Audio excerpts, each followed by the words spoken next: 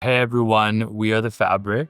I'm Fabio. And I'm Ryan. And today we're going to be doing a little bit different of a video. We want to start a video series kind of documenting our journey as bloggers and as YouTubers also. We've been doing this for like 2 years now, and it's been quite a long journey. And we have a lot of, wisdom, failures that we've learned along the way. For the first episode of this series, we're going to be talking about why we started thefabric.com, why we chose our niche that we currently have, or niches, we'll get into that later, and also our journey of working as a couple together. How we met. We met more than 2 years ago in Berlin, and we were both living in Germany. I was living in West Germany, in Cologne, but since we started to both work remotely, I was planning to move to Berlin, and that's where I met Ryan. We met at a club. We won't say the name of which one, but that's a typical Berlin romance story. Yes. And since that moment, we shared the feeling that we wanted to change our career, that our full-time work, 9 to 5, was killing our creativity and joy. Yeah, and on top of that also, from the moment we started dating, we were traveling back and forth between Cologne and Berlin to see each other. And then we were traveling to other places because we started to get some house sitting gigs, and we just decided let's get rid of our apartments and just travel full time. So even though we kept our jobs, we decided it's time to go and travel. For a while we were paying for rent. Yeah. Because we were paying the rent for our stay in Germany, but also we were traveling the whole time and doing day trips, excursions. So that wasn't convenient. Yeah. And as Fabio highlighted, it was all kind of about leaving our full-time jobs at some point and just having a project take over. So we came up with the idea for a blog probably back in August 2022 or so. I was really into the idea of blogging. I've had failed blogs in the past, and we just kind of went with it. We just rolled with it and just started a blog.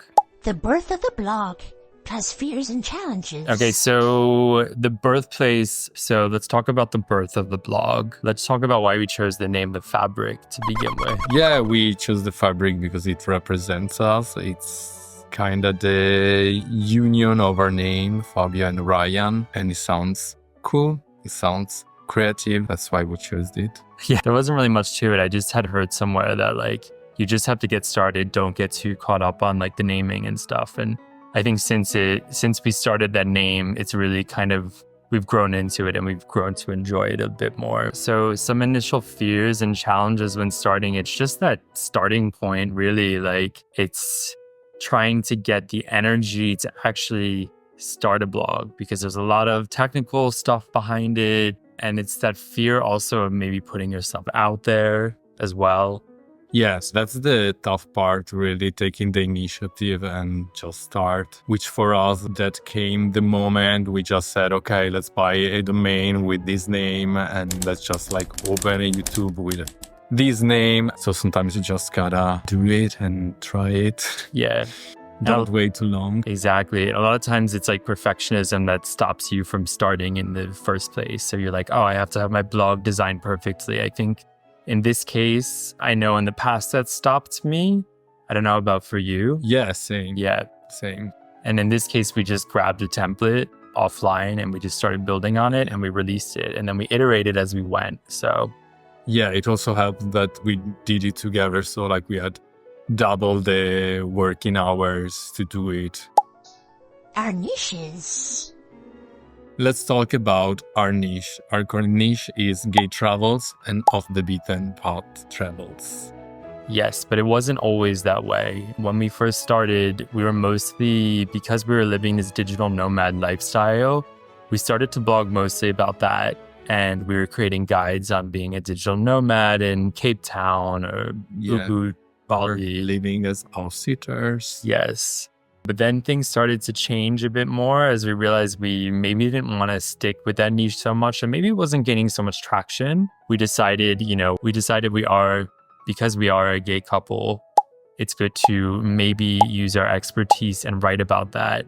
And then also because we like to travel to places that are not so maybe well known. We also like to write about that too. So slowly the niches started to change from what was digital nomadism to more like gay travel and off the beaten path travel and lifestyle. Exactly. I think the main reason why this was validated was we started to see maybe this time last year when we were looking at analytics that people were reading our articles about gay guides to different places and also a few itineraries that we had, for example, to travel to Hokkaido, which is an area of Japan that not many people go to.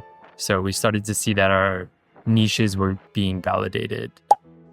How is it working together? Okay, so let's talk about, away from the niche, let's talk about the relationship side and working together. Yeah, I think it came naturally because we realized we shared the same interest, even though we are two different persons. Yeah. And so, yeah, it really came naturally. Yeah, and how has it strengthened or tested our relationship? It's definitely strengthened it in a lot of ways. I think that it's nice that we can work together and bounce ideas. And also, we've traveled together all of this time too. So that's a very good sign that our relationship has grown because of this process. It definitely strengthened and challenged our relationship. And yeah, sometimes it feels like we are doing this for longer than we did. It feels like we're doing it for like 10 years or so. Yeah, but testing it also, sometimes it's hard.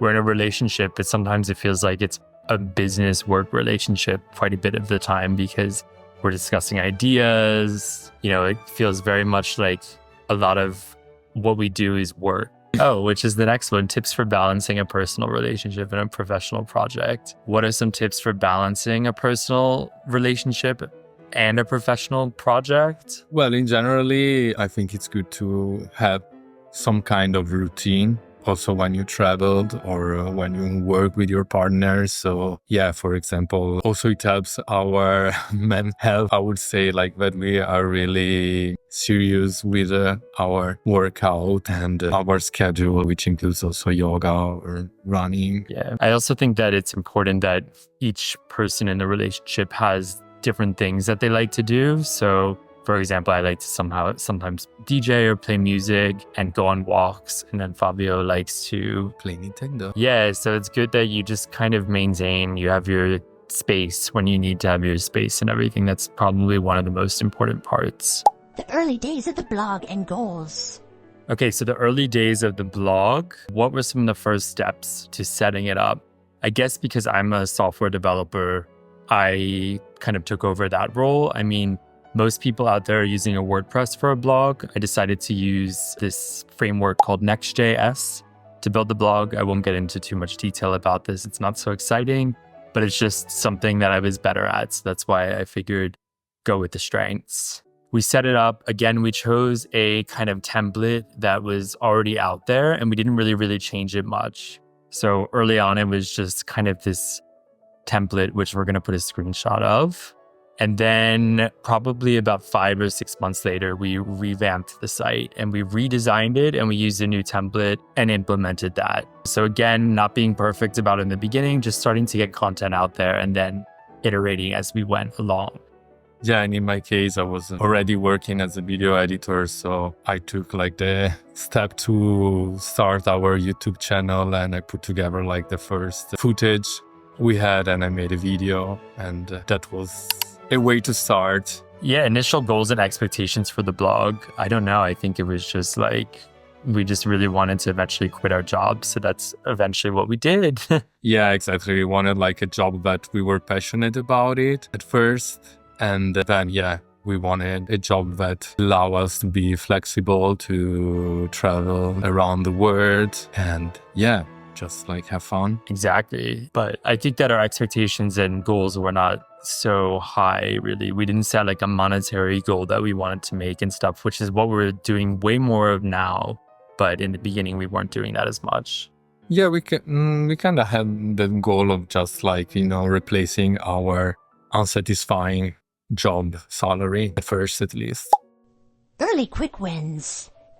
Any early wins and surprises that motivated us to keep going? Can you think of that? Well, yeah, I think like when once of our shorts or video started to get more traction, yeah, definitely. And especially also same for our posts, the one that are starting to get more views and Yeah, I think it always comes down to those first posts, like the one that I mentioned earlier about Hokkaido. And I remember seeing that on Google Analytics and Google Search Console going up. And it took so long to like get to that point. I think it took over a year of writing for this blog for us to start seeing session increases.